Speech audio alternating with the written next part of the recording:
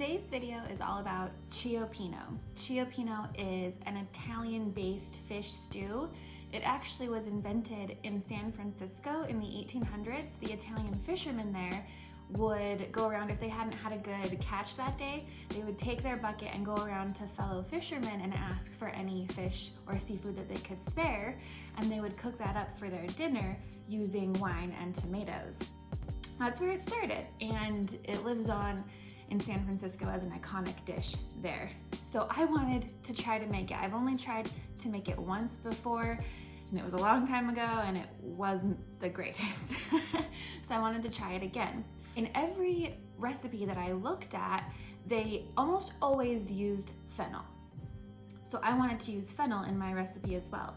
I went to my local grocery store and I was looking around the produce department for fennel, but I couldn't find it anywhere. And there was an employee just standing right there. So I turned to him and I said, "Oh, hey, do you know if you have any fennel?"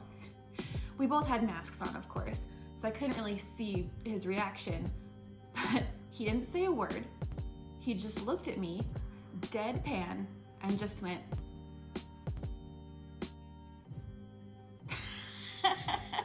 So I was like, okay, I guess that means they don't have fennel. I was a little bummed. I was like, well, I guess I'll go to a different store and try to find it. And as I was leaving the produce section, I saw they had leeks, which are definitely not the same thing, but I thought maybe that could be a good substitute and I wouldn't have to go to a different store.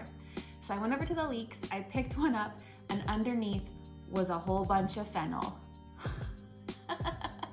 So anyway, I found the fennel and I made the recipe, and I want to show it to you because it was super good.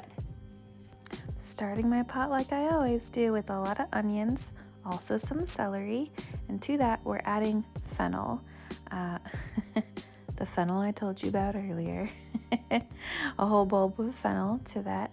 And then we have some black pepper, oregano, crushed red pepper flake, fennel seed, and dried basil and bay leaf, and some salt obviously goes in here as well.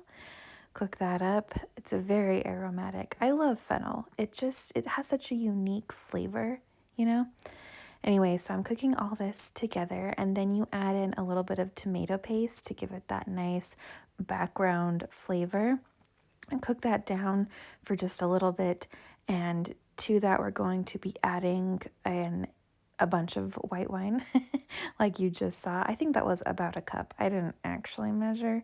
To that, you add your can of tomatoes and then a bunch of broth. I had some leftover broth from ramen that I used, but otherwise I would use seafood broth. You let that simmer, come together, and then you pulse it with an immersion blender, but I only do a couple of pulses. I didn't want it to be fully blended. I just wanted to give it that little bit of background texture. To that, I added these little frozen whole onions, fancy.